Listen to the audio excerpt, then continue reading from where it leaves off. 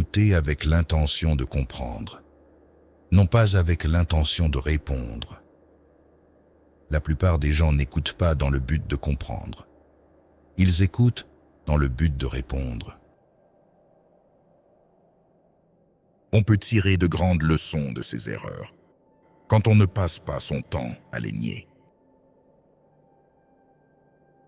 Il y a 3 constantes dans la vie: le changement, le choix et les principes. Nos vies sont le résultat de nos choix. Accuser et blâmer les autres, l'environnement ou d'autres facteurs externes, revient à choisir de donner à ces choses le pouvoir de nous contrôler et de nous influencer. Ce que vous faites a un impact bien plus grand que ce que vous dites. Ce qui semble être du sens commun n'est pas toujours une pratique commune. Prenez de petits engagements et tenez-les. Soyez un soutien, pas un juge. Soyez un exemple à suivre, pas un critique. Contribuez à la solution, pas au problème. L'essentiel est de garder l'essentiel comme l'essentiel. Vous avez 2 oreilles et une bouche. Il serait judicieux de les utiliser dans ce rapport. Ce que nous sommes, en fin de compte, est une somme de nos habitudes. Si nous persistons à agir comme nous le faisons actuellement, nous continuerons à voir les mêmes résultats. Pour améliorer vos relations, partez du principe que les autres peuvent entendre tout ce que vous dites sur eux. De la même manière que nous développons nos muscles physiques par surmonter une opposition, comme soulever des poids, nous développons les muscles de notre caractère en surmontant les défis et l'adversité. On peut être très actif sans pour autant être productif. Fournissez un service anonyme. Quand nous agissons bien pour les autres sans révéler notre identité, notre estime de soi et notre respect de soi augmentent. Le service altruiste a toujours été une méthode d'influence très efficace. Soyez proactif. Commencez avec la fin à l'esprit.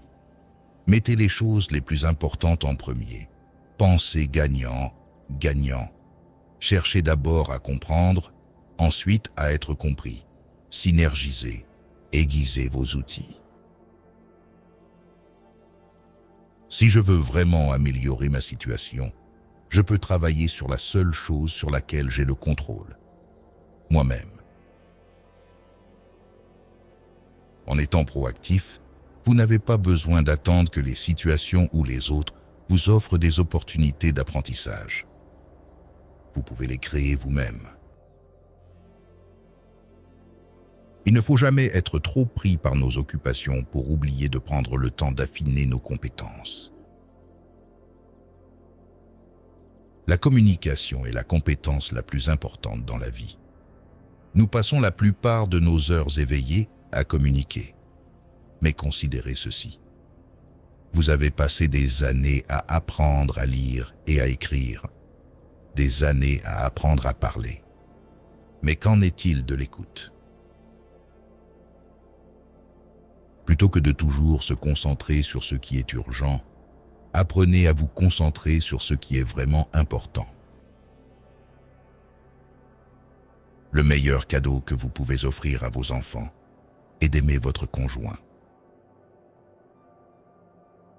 Ceux qui manquent de discipline sont asservis par leurs humeurs, leurs désirs et leurs passions. La façon dont nous voyons le problème est le problème.